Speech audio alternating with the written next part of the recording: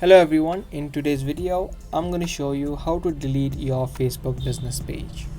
If you have a page that you're running and if you don't use it anymore, let me show you the process of deleting it. It's pretty much the same of deleting your Facebook account, so let's get right into it. Open up your app of Facebook and then tap on the menu on the top right. From here you just need to switch to the page that you want to delete, so just tap on this arrow and select the page that you want to delete. Once the page has switched, tap on the menu again on the top right. From here just scroll down, tap on settings and privacy and then open up settings.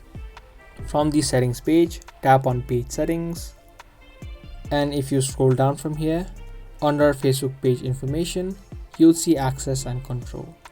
Tap on this option and tap on temporarily deactivate or permanently delete.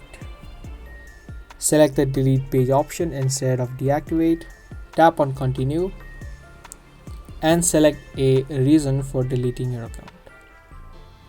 Tap on continue.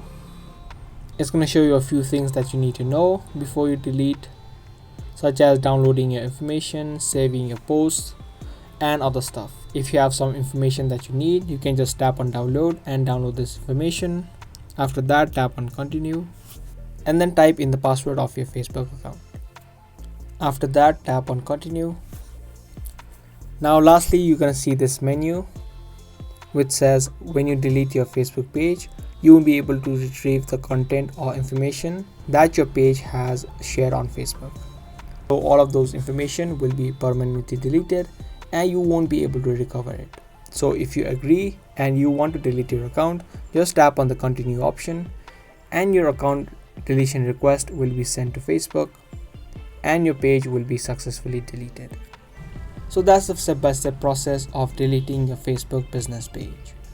Give this video a like and also subscribe to our channel if you guys found this video helpful. That's going to be all for today's video. Thanks for watching.